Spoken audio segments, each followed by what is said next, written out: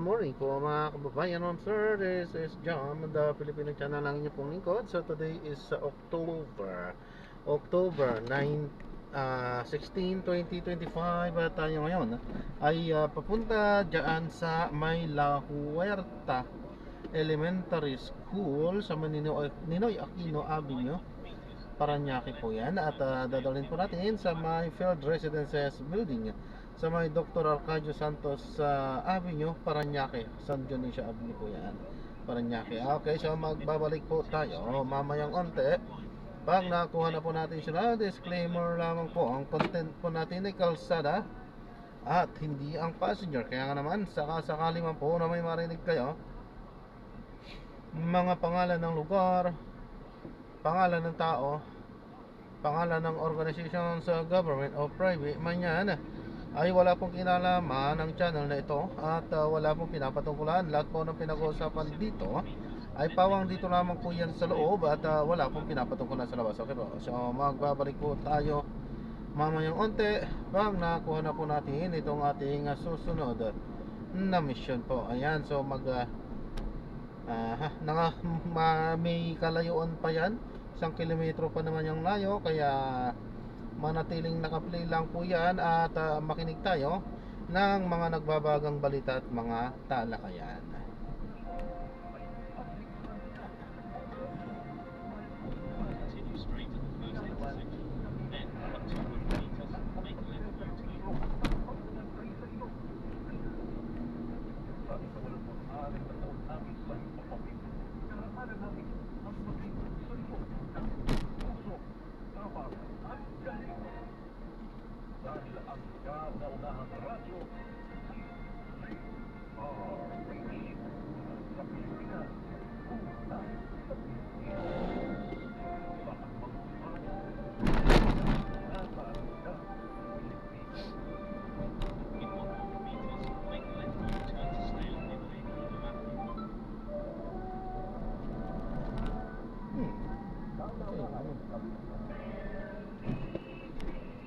Manila Broadcasting Company. CRA, a proud member of National Media Group.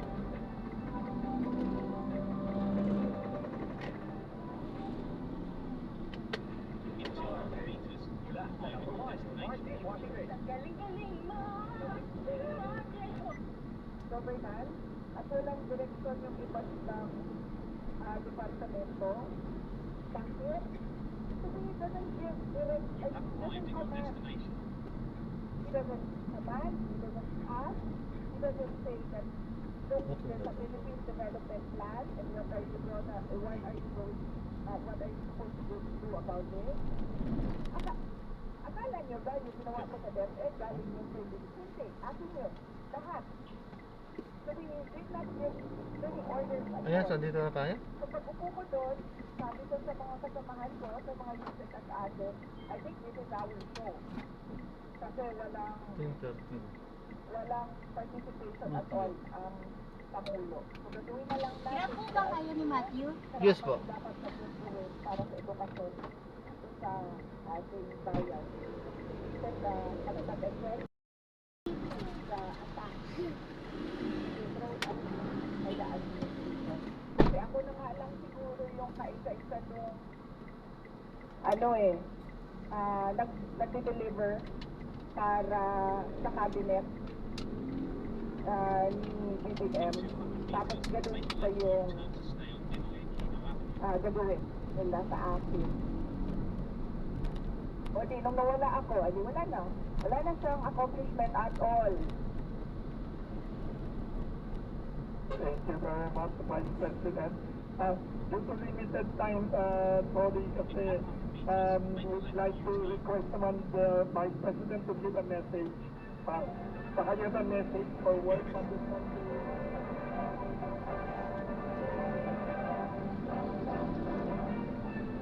Nico, paki-wrap up na yan sa press conference ni Vice President Sara.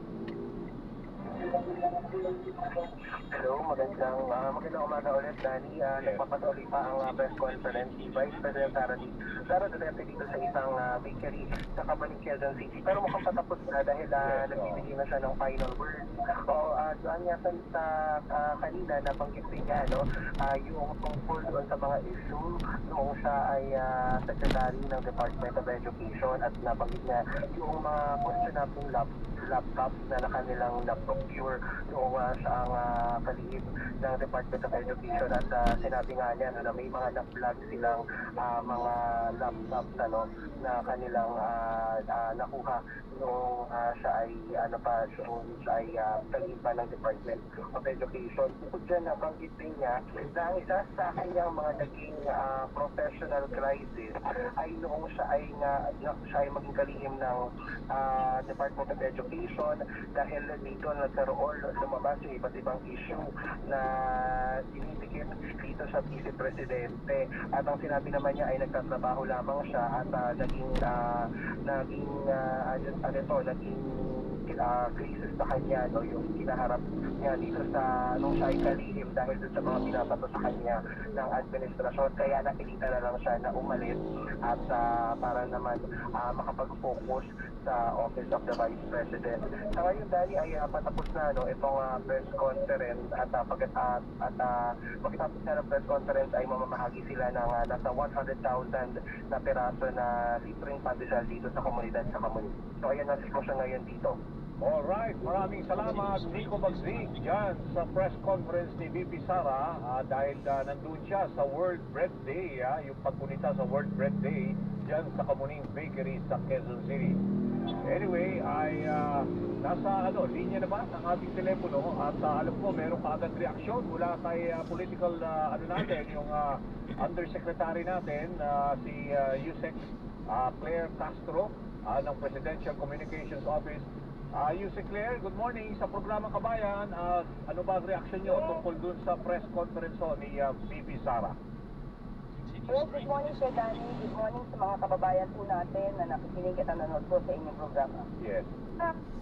Hindi ko po alam kung bakit pinapansin pa po ang mga salita ng Vice Presidente.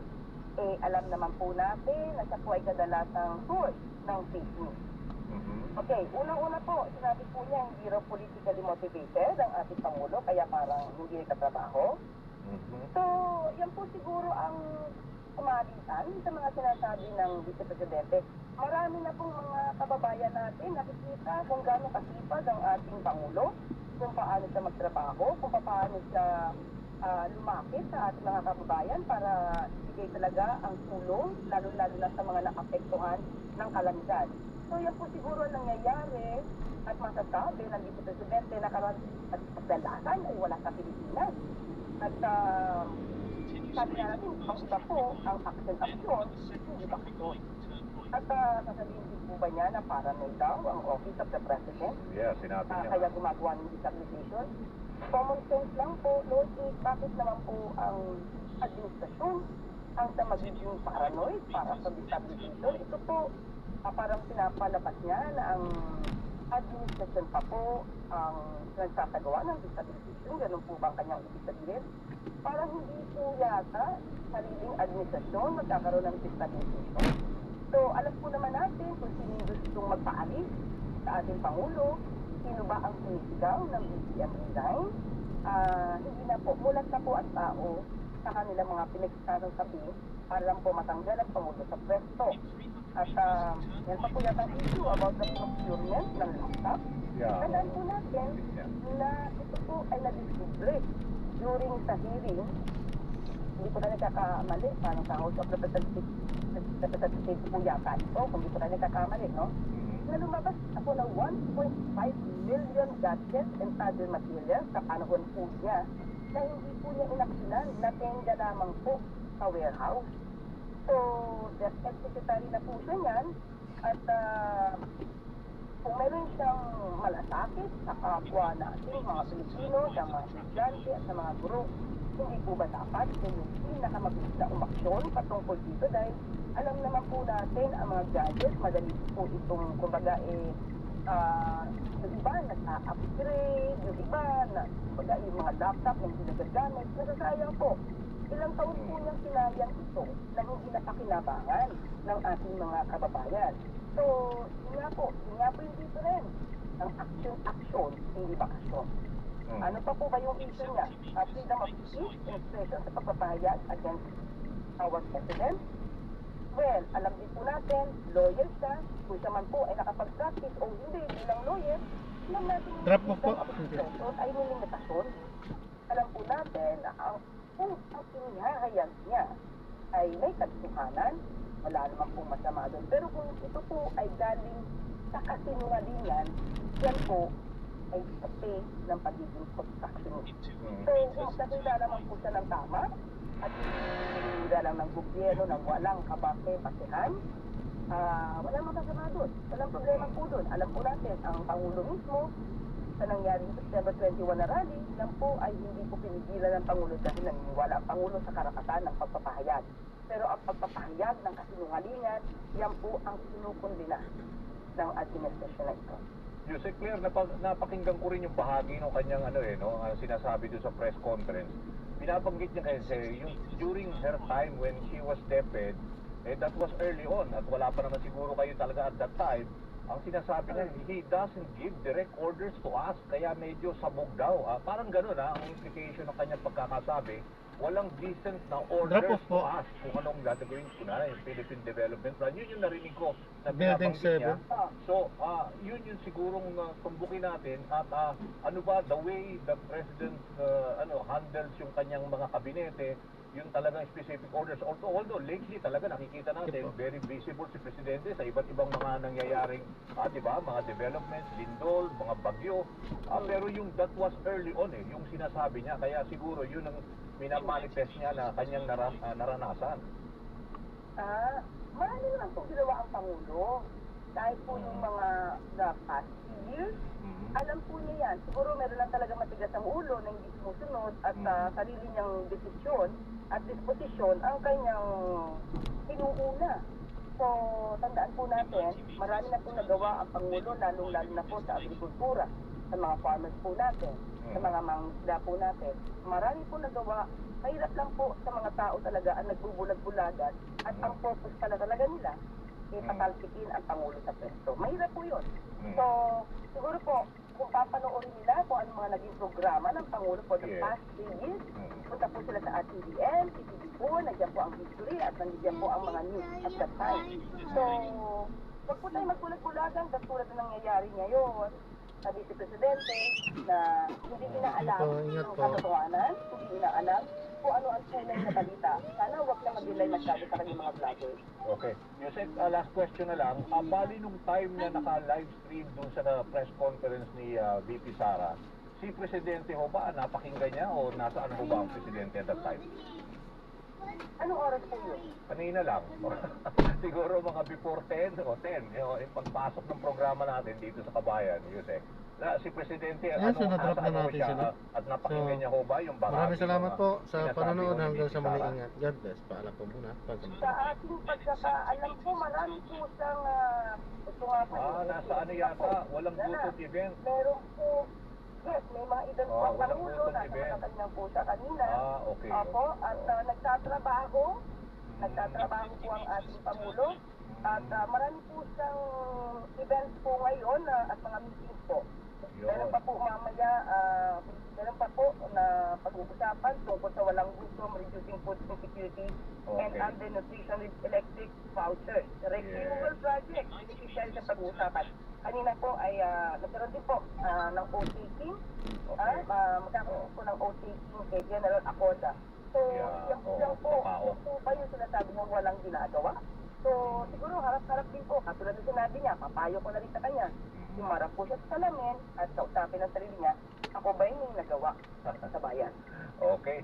Nako, maraming salamat ho sa pagpapaliwanag at syempre ho para maging balanse ho ang ating diskusyon ho. Maraming salamat, Yusek Claire, sa oras. Yes, maraming salamat, Sir Danny. Okay, yan ho si Yusek Claire Castro, Presidential Communications Office. Si Presidente pala nandyan sa walang gutom event ng DSWD. Yun na nga ang sinasabi kanina. At mamaya pala meron palang oath-taking ng bagong PAOK chief na si dating PNP chief na si Benjamin Acorda. So yan yan ang mga schedule ng Pangulong Marcos. Anyway, tuloy-tuloy na tayo. Masyadong maaksyon kada dito umpisa ng ating programang Kabayan.